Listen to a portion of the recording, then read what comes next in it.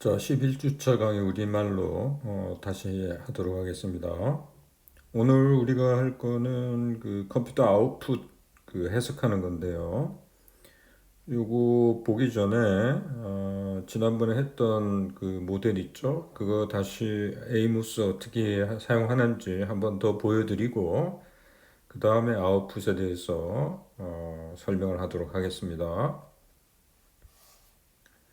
그래서 요 모델을 우리가 아모스를 사용해서 분석을 한번 해보도록 하겠습니다. 자, 이게 아모스 화면인데요. 그래서 그림을 먼저 그린 다음에 그 그림을 이제 데이터 파일하고 연결을 시킬 겁니다. 그림 그리려면 요 아이콘을 클릭을 하면 되겠죠. 그 다음에 여기다 원을 이렇게 만듭니다. 그 다음에 잠재 변수가 4개로 측정이 되죠. 그래서 4번을 클릭했고요. 그 다음에 여기도 다시 원을 만들고 4번을 클릭하고요. 그 다음에 여기도 4번을 클릭하고요. 요거 이제 회전을 시키려면 요거를 클릭을 해서 이런 식으로 회전을 시키면 되겠습니다. 그 다음에 화살표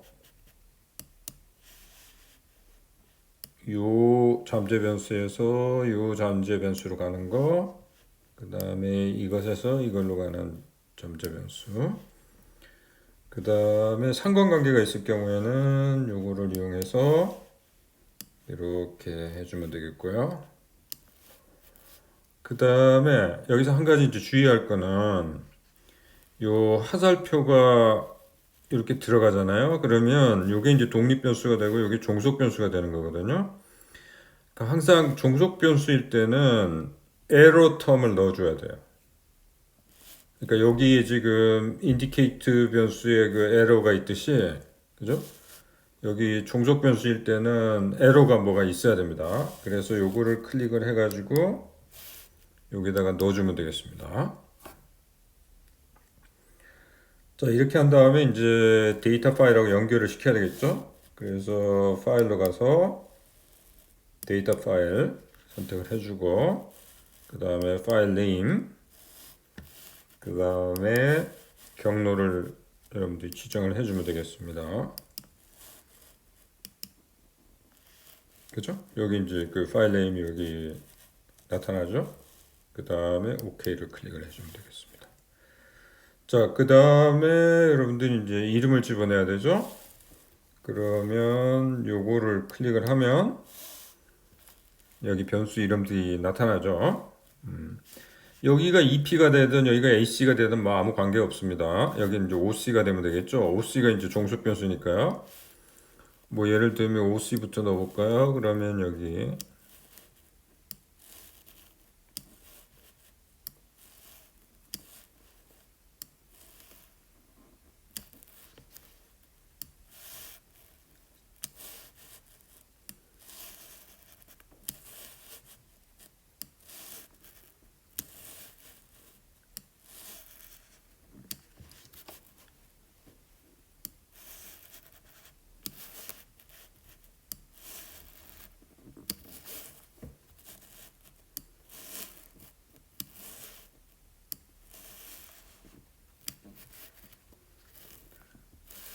저 단어 쓰면 이걸 닫고요. 그 다음에 잠재 변수하고 요 에러들 있죠? 에러들 이름을 붙여야 되겠죠? 그래서 이거를 더블 클릭을 해주면 여러분들이 텍스트를 클릭을 해서 이름을 넣어주면 되겠습니다. 그래서 AC를 넣어주고요. 요거는 EP를 넣어주고요. 요거는 OC를 넣어주면 되겠죠. 그 다음에 요거는 E1. 꼭 2를 써야 되는 건 아닙니다. 다른 문자로 써도 아무 상관없습니다. 2, 구분만 되면 되니까요.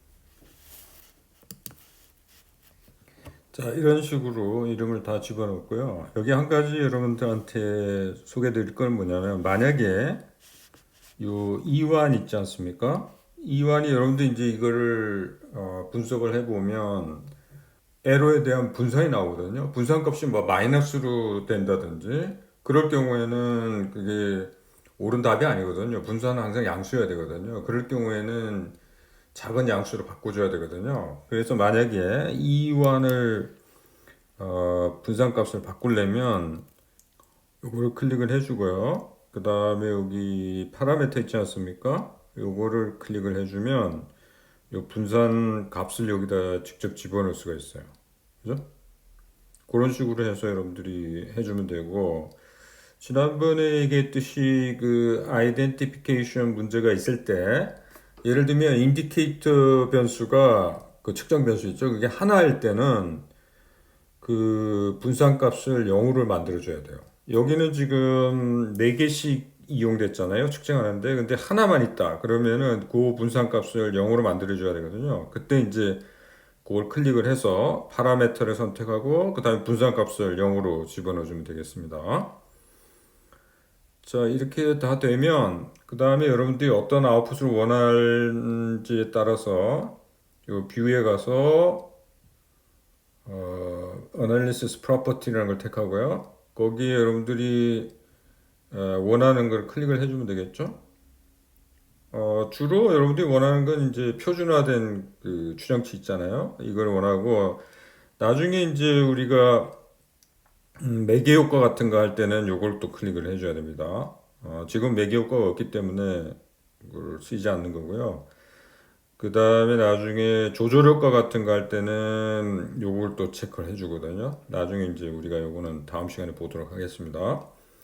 그 다음에 요 모디피케이션 인다이스라는 게 있는데요. 여기 이제 모델을 어떻게 더 좋게 만들 수 있는지 그거를 여기서 좀 그 컴퓨터에서 알려 주거든요. 근데 이거는 이론적인 배경이 없는 상태에서 하는 거는 좀 무리가 있습니다. 근데 우리 지금 모델에서는 이게 별 소용이 없어요. 그래서 이거 다음 시간에 이거는 한번 보여드리도록 하겠습니다. 자, 그 다음에 이제 Analyze로 가서 Calculate Estimates 여기로 가면 되겠죠? 그 다음에 여기다가 이제 입력을 하면 되겠죠. 파일 이름을 아웃풋 파일 이름이 되겠습니다.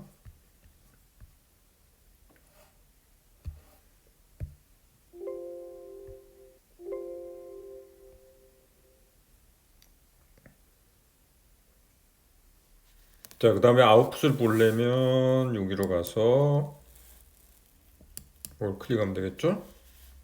그래서 이게 이제 전체 모델에 대한 설명이고요. 그 다음에 추정치를 누르면 여기 이제 개수값들이 나오고요. 그 다음에 여기 p 값들 이게 이제 오늘 얘기할 그 가설 검증에 대한 얘기 이런 것들을 요걸 갖고 하겠고요. 그 다음에 전체 모델에 대해서 알아보고 싶으면 모델 적합도 요걸 클릭하면 여기 카이스코어 값이 나오고 여기도 이제 가설 검증이 되고 있죠. 그다음 GFI, RMR 이런 것들 오늘 보도록 하겠습니다. 그러면 이제 본격적으로 우리가 아웃풋에 대해서 한번 공부를 해보도록 하겠습니다. 그러니까 여러분들 이 사실은 이 분석을 하는 목적이 이 잠재 변수 간의 이제 관계를 알아보는 거 아닙니까? 양의 관계가 있는지 음의 관계가 있는지 뭐 그 다음에 전체적인 모델의 적합도랄지 뭐 이런 것들을 이제 주로 검증을 하게 되잖아요. 그래서 이 경우에는 EP, AC, OC의 경우에는 이제 EP에서 OC로 화살표가 가고요. AC에서 OC로 이제 화살표가 가는 경우입니다. 그러니까 EP가 영향을 미친다는 거죠, OC에. AC도 영향을 미치고. 그래서 그 개수값들을 보고 여러분들이 이 정의 관계 있는지 뭐 이런 것들 알아보는 거잖아요. 그죠? 그 보호를 보고. 그런데 그 보호를 보기 전에 그 관계가 의미가 있는지부터 먼저 체크를 해야 돼요. 그죠? 그때 이용되는 게 여기 보면은 이제 p-밸류가 그때 이용되는 겁니다. 그래서 여기 지금 첫 번째 보면 EP에서 OC로 가는 거 있죠? 그 아웃풋에 EP에서 OC로 가는데 보면 에스티메이트가 0.681 뭐 이렇게 돼 있지 않습니까? 그죠? 그 다음에 스탠다드 에러라는 게 0.141이 있고, 그 다음에 크리티컬 레이쇼가 4.823, 그 다음에 p 밸류는 스타로 된 건 000이라고 보면 되겠습니다. 그래서 0이라는 거고요. 그 다음에 AC에서 OC로 가는 거는 0.248, 그 다음에 그죠? 표준 오차가 0.114, 그 다음에 크리티컬 레이쇼, 그러니까 이게 T 값입니다. 2.174, 그 다음 P 값은 0.03 이렇게 돼 있잖아요, 그죠? 요게 바로 요 그림상의 P1하고 P2의 그죠? 그 에스티메이트가 그 P1하고 P2라는 걸 P2입니다. 그래서 여기는 가설 검증이 일어나고 있는데, 그래서 이 P값 가지고 여러분들이 이제 가설 검증을 실시를 해야 되는 겁니다. 그래서 P1이 의미가 있는지를 알아보려면, 그래서 EP에서 OC로 가는 그 P값 있죠? 그게 0이죠, 거의. 0인데, 그것이 이제 알파를 0.05로 잡거나 알파를 0.01로 잡아도 관계가 없습니다만은, 그 알파 값보다 작기 때문에 이 P값이, 그죠? 기무가설을 기각을 하게 되죠.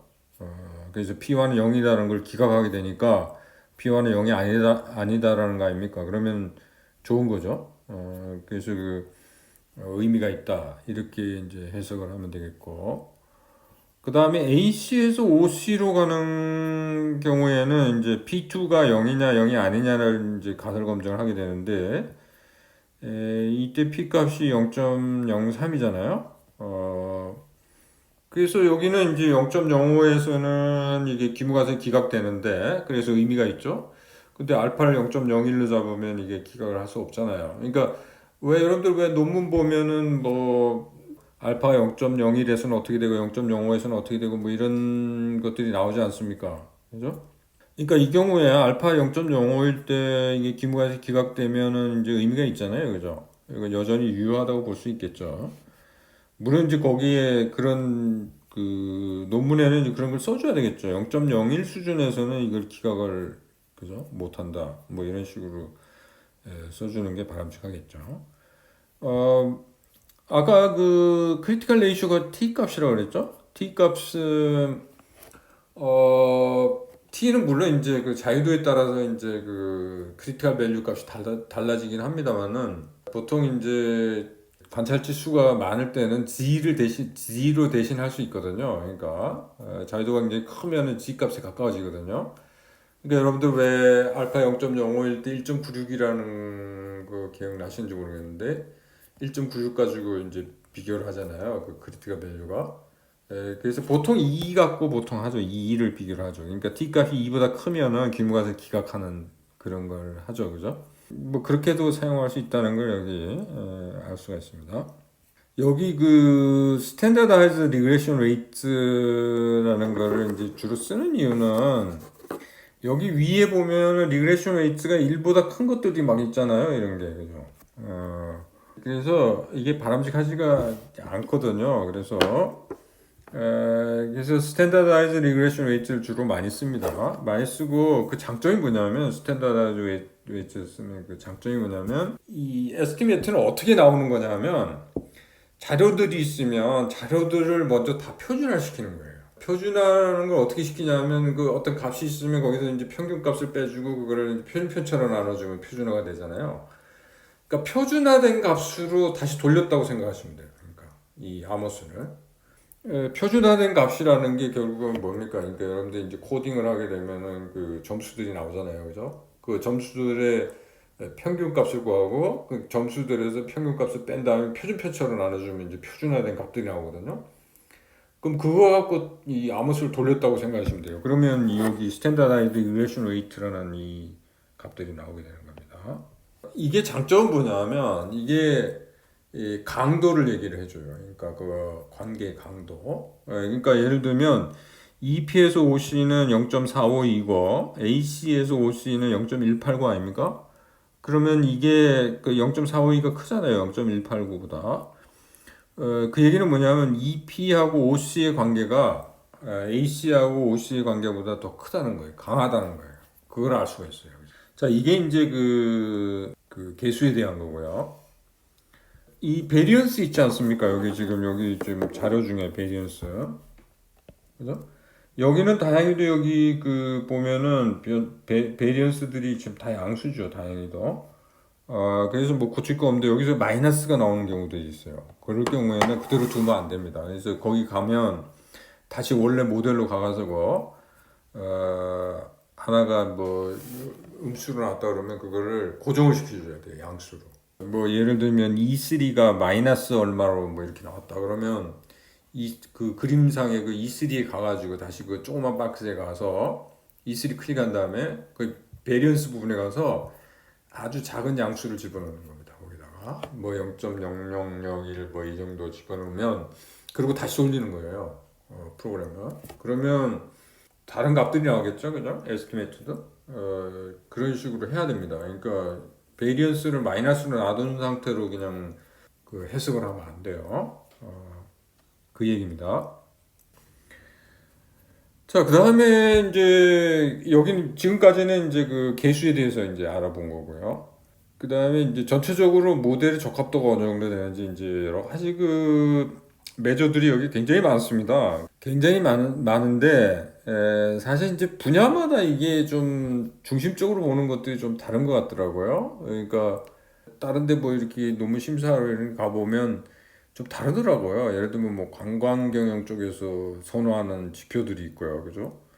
그다음 마케팅 쪽에서 선호하는 지표들이 있고 뭐 이런 것들이 좀 다르더라고요. 일단은 공통적으로 많이 이용되는 것들이 있으니까 그거를 한번 그것만 조금 보고 나머지는 여러분들이 그 매조마다 기준들 그걸 참고해서 사용하시면 되겠습니다. 여기 지금 기본적으로 C민이라는 게 있는데요. C민이라는 거는 이거 여러분들 그 찾아보시면은 이게 뭐의 약자인지 이런 것들을 찾아보시면 잘 안 나와요, 이게. 예? 그 이유는 뭐냐면 이게 뭐의 약자를 그죠? 한 게 아닙니다. 그래서 C민은 뭐냐면 뒤에 민은 미니멈의 그 앞자 딴 건 맞아요. 근데 C는 무슨 그 단어가 아니에요. 단어의 앞자를 딴 게 아니고 C는 무슨 값입니다. 어떤 특정 값. 특정 값의 미니멈을 얘기하는 건데 이게 결국은 알아보니까 이게 이제 카이 스퀘어 값이더라고요. 이게 카이 스퀘어 값. 카이 스퀘어 분포에 대해서 여러분들이 조금 잘 아실는지 모르겠는데 여기 지금 제가 이제 카이 스퀘어는 어떻게 계산하는지 이렇게 밑에다 써놨잖아요. 그래서 카이 스퀘어는 뭐의 합인데 뭐냐면 이 분수로 되어 있습니다. 그러니까 밑에는 theoretical, 위에는 observed에서 theoretical 뺀 거에 그죠? 이게 레지듀얼이죠. 레지듀얼의 그 제곱 그죠? 이렇게 분수로 된 거 이게 다 합친 개념인데 카이 제곱값이 크면 모델의 적합도가 굉장히 떨어지는 거예요. 그죠? 그래서 카이 제곱값은 작아야 좋습니다. 이 경우에 작아야 좋은데 그래서 여기 지금 뭐 카이스퀘어를 그러면 뭐랑 비교할 거냐, 뭐보다 작아야 되냐, 그거는 좀 여기서 얘기하기가 그러니까 그냥 P값 가지고 가설 검증을 한다고 생각하시면 되겠습니다. P값 가지고. 그래서 P값은 여기 지금 0.975라는 값이잖아요. 여기 0.975. 그러면 0.975는 알파가 0.05라고 잡으면은 훨씬 크잖아요. 0.975가 알파보다. 그러면 기무가설 기가할 수 없죠. 그죠? 근데 이 경우에는 기무가설을 기가할 수 없는 게 더 좋은 겁니다.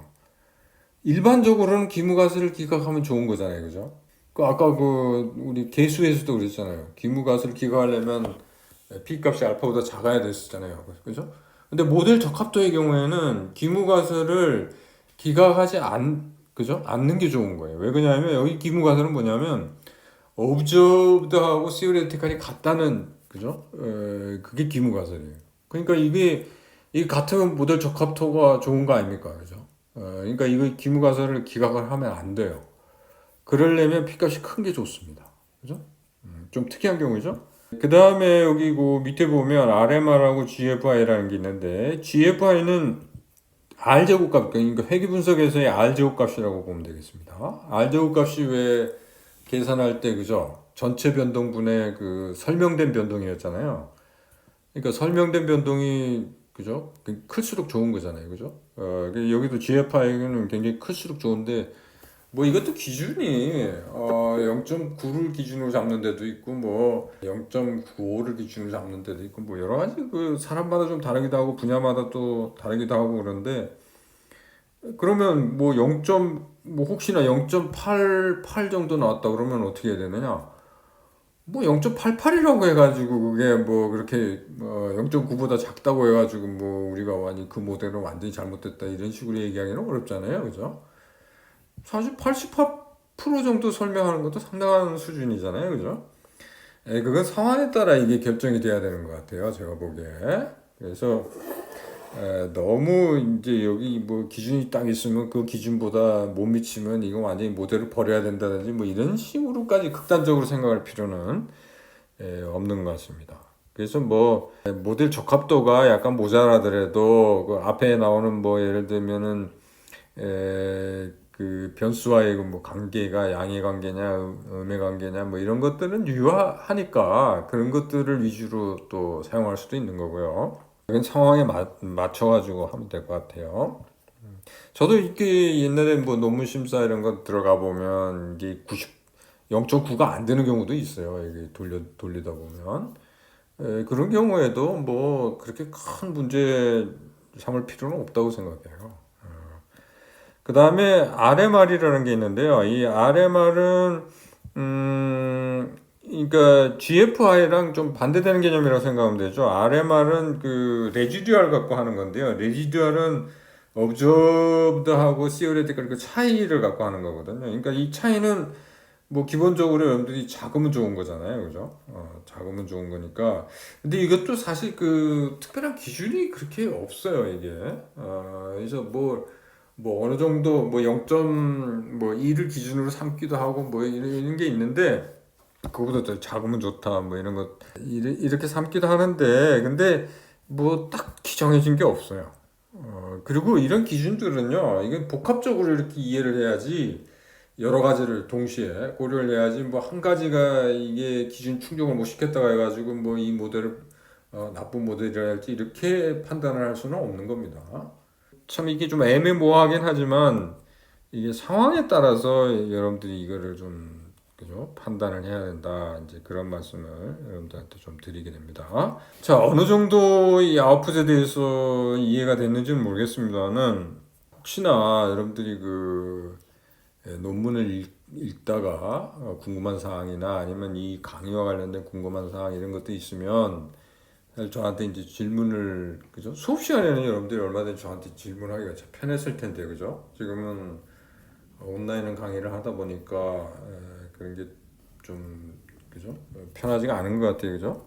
그렇지만 여러분들 혹시나 뭐 궁금한 사항이 있으면 이메일 같은 거를 통해서라도 저한테 연락하기를 바라고요. 지금 앞으로 이제 우리가 해야 될 게 뭐냐면 사실 자료만 많이 있으면 여러 가지 모델들을 우리가 막 돌려보고 뭐 할 수가 있는데 그렇게 자료가 많이 있지는 않습니다. 그래서 일단은 우리가 매개 효과하고 뭐 조절 효과 이런 것들은 할 수 있는 자료들은 있어요. 그래서 우리가 이제 앞으로 가면서 매개 효과, 조절 효과는 어떻게 분석하는지 이런 것들 아모스를 가지고 우리가 해보겠습니다. 일단 중요한 거는 여러분들이 아모스를 돌릴 수가 있어야 되겠습니다. 그죠?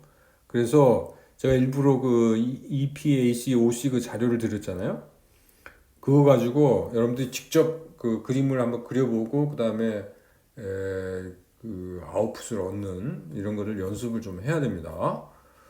자, 그러면 오늘 수업은 여기까지 하는 걸로 하겠습니다. 수고하셨습니다.